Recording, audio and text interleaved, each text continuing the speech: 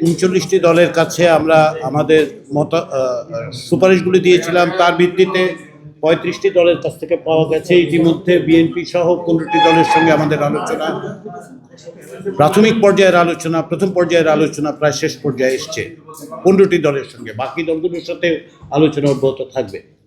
আমরা আশা করছি যে আজকে বাংলাদেশ জাতীয়তাবাদী দলের সঙ্গে আলোচনার এই তৃতীয় দিনে প্রাথমিক পর্যায়ের আলোচনায় আমরা সমাপ্তি টানতে পারব।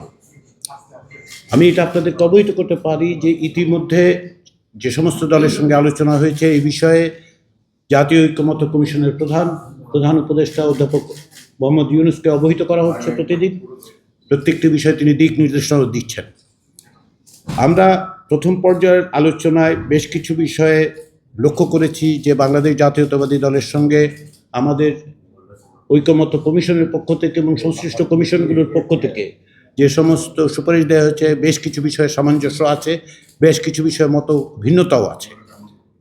এই মত ভিন্নতাগুলোর ক্ষেত্র বিশেষে বাংলাদেশ জাতীয়তাবাদী দলের পক্ষ থেকে যেটা বলা হয়েছে, অনেকগুলোর ক্ষেত্রে তারা নীতি নির্ধারকদের কাছে যাবেন, আলোচনা করবেন এবং পরবর্তী সময় আমাদেরকে জানাবেন। নিঃসন্দেহে একটি ঐতিহাসিক মুহূর্তে আমরা উপস্থিত এবং এই সমস্ত সুপারিশের ব্যাপারে চূড়ান্ত সিদ্ধান্ত বা কোনো সিদ্ধান্ত কেবলমাত্র এই টেবিল থেকে হতে পারবে না, কেন সংশ্লিষ্ট দলগুলোর ক্ষেত্রে তাদের নীতি নির্ধারকরা নিঃসন্দেহে অংশগ্রহণ করবেন।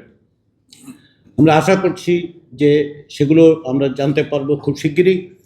পাশাপাশি যে সমস্ত প্রস্তাব উঠেছে সেই প্রস্তাবগুলো বিষয়ে আলোচনায়ও কিছু নতুন প্রস্তাব এসছে, সেগুলোর বিষয়ে আমরাও জাতীয় ঐক্যমত্য কমিশনে আলোচনা শুরু করেছি এবং সংশ্লিষ্ট কমিশনগুলোর সঙ্গে আমাদের আলোচনা করতে হবে, কারণ এগুলো জাতীয় ঐক্যমত্য কমিশনের কাছে এসছে সংশ্লিষ্ট কমিশনগুলোর পক্ষ থেকে।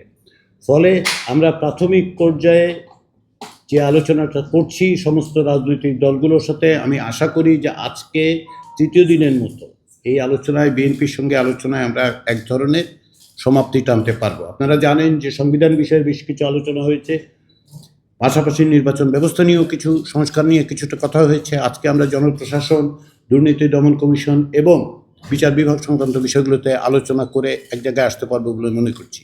আবারও বলি, প্রাথমিক পর্যায়ের আলোচনা এখন অব্যাহত আছে।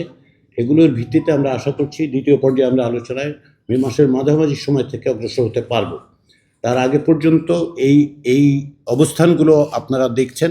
আবারও অনেক রাজনৈতিক দলের সাথে আলোচনায় আমরা অনেক জায়গায় ঐকমত্যের জায়গায় বা সামঞ্জস্যের ক্ষেত্রে আসছি, কোথাও ভিন্নমত আছে, সেটাই স্বাভাবিক, এবং এতে বিএনপিও ভিন্ন নয়।